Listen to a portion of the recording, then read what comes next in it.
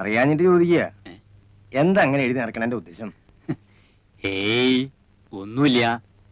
ഈശ്വര എന്താ അത്ര തന്നെ. ഇതിങ്ങനെ എഴുതി വെച്ചിട്ട് 1,00,000 എത്തുമ്പോ തിരുപ്പതിക്കോ ഗുരുവായൂർക്കോ മറ്റോ അയച്ചു കൊടുക്കും. ഇതിപ്പോ എങ്ങനെയാണപ്പാ 1,00,000 എത്തിന്ന് പറയണത്? അതറിയാം. സുലൈമാനെ, അല്ല ഞാനെന്നാലും ഇനിയിപ്പോ നിക്കണില്ലാന്ന് പറയാനേ. സുലൈമാൻ ഇരിക്കും. ഊണിതാ ഇപ്പൊ ശരിയാവും. ഉണ്ടിട്ട് പോയാ മതി. ഇപ്പൊ അതിനൊന്നും നിക്കാൻ നേരല്ല എന്റെ മാളുമേ. ഇന്നിപ്പോ ഇവിടുന്ന് ഊണ് കഴിച്ചിട്ടില്ലാന്ന് വെച്ചിട്ടെന്താ? ഞാൻ ഈ വീട്ടിൽ നിന്ന് എത്രയാ ഊണ് കഴിച്ചിരിക്കണം? ആയിക്കോട്ടെ, പോയിട്ട് കാര്യമുണ്ട്, അതുകൊണ്ടല്ലേ. അല്ലെങ്കിൽ ഇപ്പൊ എന്താ? അല്ല, മൂപ്പൻ എന്താ പറഞ്ഞത്? അദ്ദേഹം ആയതുകൊണ്ട് ക്ഷമിച്ചു. ആ പെണ്ണിന് തല നേരെയാവില്ല. എന്ത് ചെയ്തിട്ടും പറഞ്ഞിട്ടും അവൾക്ക് ഒരു മാറ്റവും ഇല്ല. 2 ദിവസം കഴിഞ്ഞിട്ട് വീണ്ടും കൂട്ടിക്കൊണ്ട് ചെല്ലാന്ന് വിചാരിച്ചിരിക്കാ ഞാൻ. ഇനിയിപ്പോ സാരല്ല, മൂപ്പരുടെ ആ വാശി ഒന്ന് തീർന്നല്ലോ. വലിയ ഡിമാൻഡും പറഞ്ഞിരുന്നിട്ട് അവള് മൂപ്പന്റെ പേരെന്ന് ഇറങ്ങി വരുന്നത് നാട്ടുകാർ മുഴുവൻ കണ്ടല്ലോ. അത് മതി. എന്നാലും എനിക്ക് എന്തോ പേടിക്കാണ്ടിരിക്കും ആളുമേ. മൂപ്പന്റെ ദേഷ്യം മാറിയില്ലേ? ഇനിയിപ്പോ നിങ്ങളാരെ ഭയക്കണത്? ഞങ്ങളൊക്കെ ഇല്ലേ?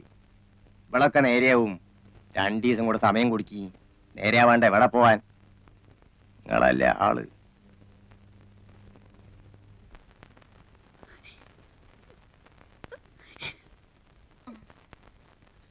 പോട്ടെ കുട്ടി, സാരമില്ല.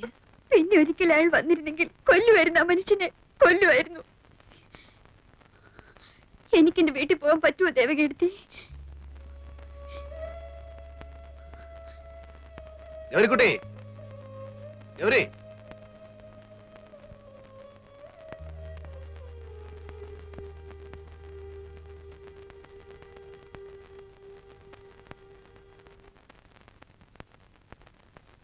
എവിടെ സാറേ ഗൗരിക്കുട്ടി? ഇപ്പൊ വരും. ഒന്നിങ്ങോട്ട് ഇറങ്ങി വരാൻ പറയാൻ നന്നായിരുന്നു. ഒന്നിനുമല്ല, വെറുതെ ഒന്ന് സംസാരിച്ചിരിക്കുന്നതുകൊണ്ട് ബുദ്ധിമുട്ടൊന്നുമില്ലല്ലോ. എന്താ കറിയച്ചേട്ടൻ എന്നോട് സംസാരിച്ച എന്റെ കാര്യം വിടണ്ട മോളെ. എനിക്ക് സംസാരിച്ചിരിക്കാൻ നീ പോലും വേണമെന്നില്ല. ദേ ആ പയ്യന്റെ മുഖത്തേക്കൊന്ന് നോക്കിയേ. ഗൗരിക്കുട്ടി എന്ന് കേട്ടത് കൊണ്ട് മാത്രം ചാടി പുറപ്പെട്ട കക്ഷിയാ. ലൈഫിൽ ആദ്യമാ.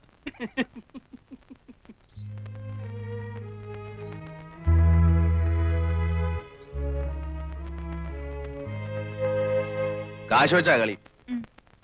കടവില്ല. അമ്മയെ വിളിക്കും. നീ ഇല്ലല്ലോ? എനിക്കറിയില്ലല്ലോ. വെറുതെ നല്ല കുട്ടികളെ കൂടെ കൂടെ കൂട്ടി.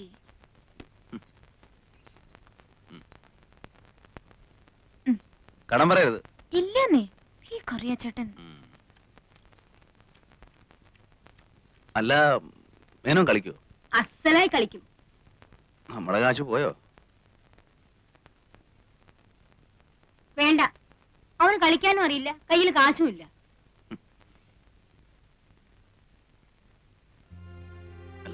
ഏയ്, മൂപ്പർ തൊടില്ല.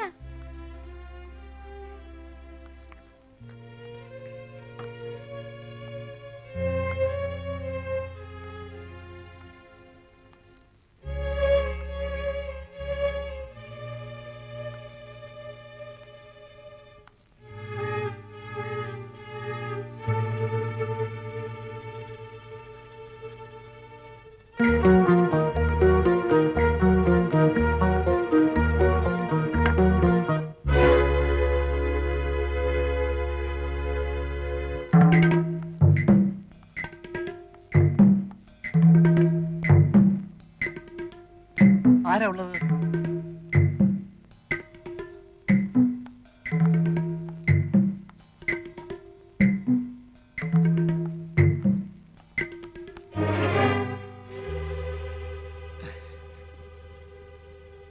ഇവിടെ എന്താ ചെയ്യുന്നത് ഗൗരിക്കുട്ടി? വീട്ടിൽ വരുന്നവരോട് ഇങ്ങനെ പെരുമാറുക? ഞാൻ ഗൗരിക്കുട്ടിയെ കാണാൻ വേണ്ടിട്ട് മാത്രമാണ് വന്നത്. എല്ലാരും ഇങ്ങനെയൊക്കെ തന്നെ ആകും പറയുക അല്ലേ? കൈമാറ്റുന്നില്ല. കൈയെടുക്കൂ.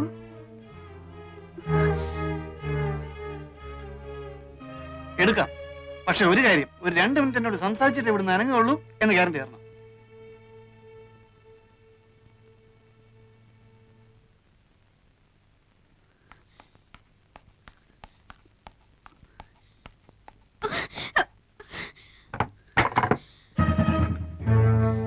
അത്രയ്ക്ക് വില കൂട്ടണം.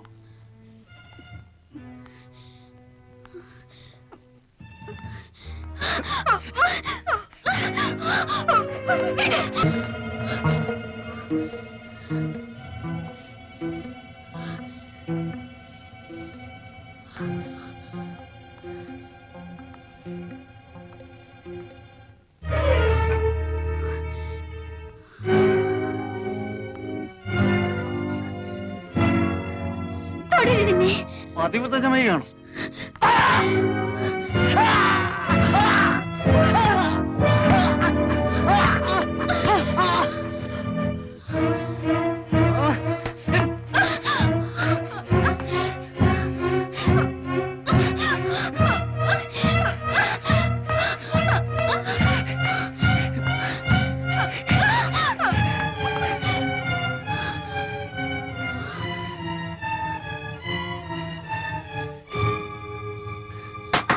ഹിലാലേ, ഹിലാൽ,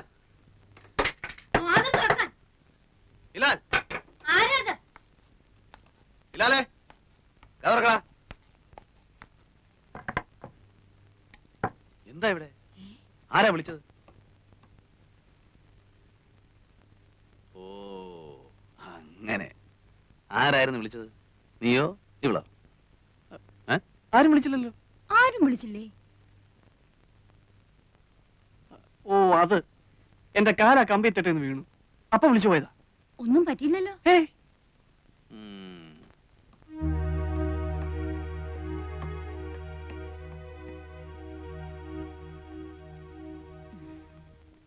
വന്നിട്ടിപ്പോ 4-5 ദിവസമേ ആയിട്ടുള്ളൂ.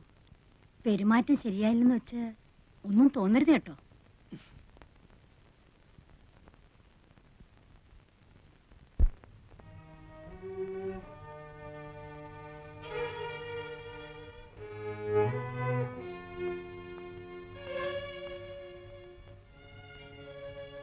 എന്താ കുട്ടി ഇത്?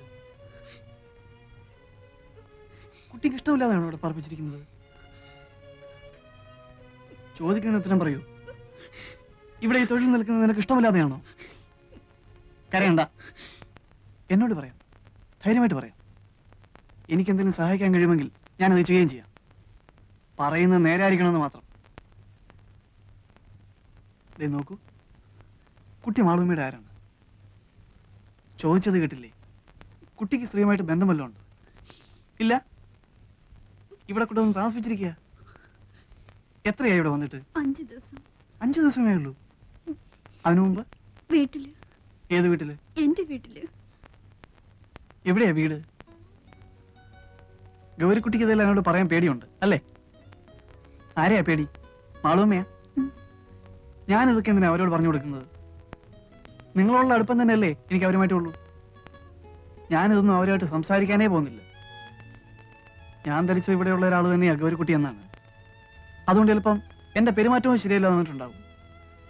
എന്ന് പറഞ്ഞിട്ട് എനിക്ക് അങ്ങനെ പെരുമാറാൻ സാധിക്കുമെന്ന് വിചാരിക്കണ്ട. എന്നെ വിശ്വസിക്കാം.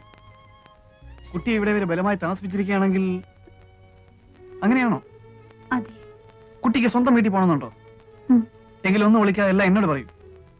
ഞാൻ വിചാരിച്ചാൽ എന്തെങ്കിലും ചെയ്യാൻ കഴിയുമെന്നുണ്ടെങ്കിൽ ഞാൻ അവന് വേണ്ടി ശ്രമിക്കാം. പറയൂ, എവിടെയാ കുട്ടിയുടെ വീട്? പുഴയ്ക്കക്കരെ. പുഴയ്ക്കക്കരെ? അമ്പലത്തിനടുത്ത്. വീട്ടിലിപ്പോ ആരുണ്ട്? മുത്തശ്ശി. മുത്തശ്ശി മാത്രം? നിങ്ങൾ എന്നെ എന്റെ വീട്ടിലെത്തിക്കൂ. എല്ലാം കേട്ട് കഴിഞ്ഞിട്ട് പറയാം. അത് നേര് മാത്രം പറഞ്ഞാൽ. ഞാൻ നുണ പറയില്ല. പറഞ്ഞിട്ടേ ഇല്ല? ഇല്ല, ഞാൻ നുണ പറയില്ല.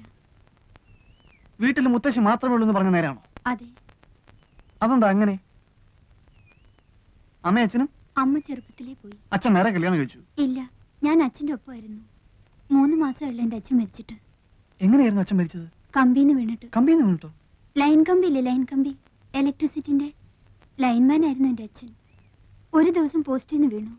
കുറേ ദിവസം ആശുപത്രി കിടന്നു. ഒരിക്കൽ പോലും ബോധം തെളിഞ്ഞില്ല. അവിടെ തന്നെ കിടന്ന് മരിക്കുകയായിരുന്നു എന്റെ അച്ഛൻ. അവിടെ വെച്ചാണ് ഞാൻ ഈ സ്ത്രീ ആദ്യം കാണുന്നത്.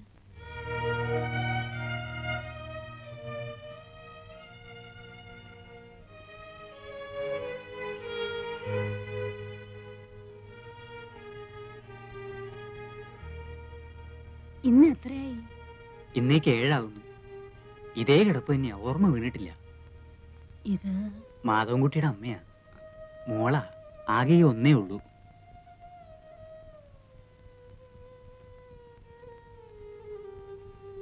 വാ മോളെ.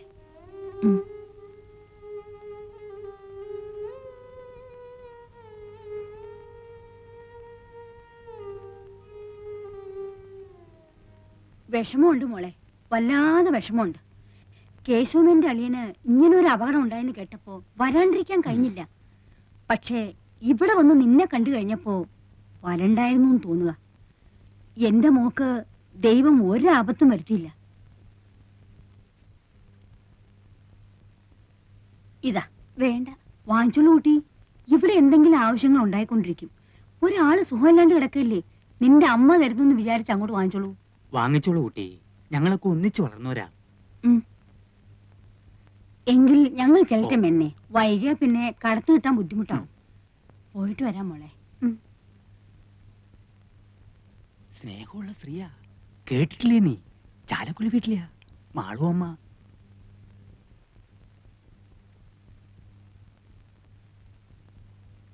എന്റെ അച്ഛൻ മരിച്ചപ്പോൾ അവർ വീണ്ടും വന്നു. അന്നും കുറച്ച് കാശ് എന്റെ കയ്യിൽ തന്നിട്ട് പോയി.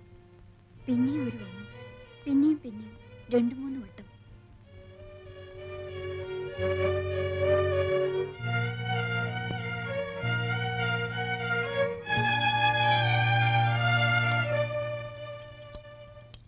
അമ്മയ്ക്ക് ഇഷ്ടപ്പെടുന്നില്ലെങ്കിൽ അവൾ അവിടെ നിന്നോട്ടെ. ഏതായാലും ഇനിയിപ്പോ പഠിപ്പിക്കാൻ ഉദ്ദേശമില്ല. കേശവൻ എന്താ പറയുന്ന വെച്ചാൽ, ഞാൻ പറയുകയാണെങ്കിൽ അവൾ ഇവിടെ ഇങ്ങനെ തനിച്ച് നിൽക്കുന്നത് ശരിയല്ലെന്ന് തന്നെയാ എനിക്ക് തോന്നുന്നു. ഒരു മേൽനോട്ടത്തിന് വേണ്ട ശേഷിയോ ആരോഗ്യമോ നിങ്ങൾക്കും ഇല്ല. എന്റെ വീട്ടിൽ കൊണ്ടുപോയി നിർത്താമെന്ന് വെച്ചാൽ അവിടത്തെ പ്രാരാബ്ദം അറിയാലോ. അതൊന്നും ശരിയാവില്ല. നിങ്ങളുടെ കുട്ടികളെ തന്നെ നേരാമാർഗം ആരുടെങ്കിലും ഒപ്പം പറഞ്ഞു വിടാതെ വിഷമിച്ചുകൊണ്ട് നിൽക്കുമ്പോ അവൾക്ക് അവിടെ വലിയ പണിയൊന്നും ഉണ്ടാവില്ല.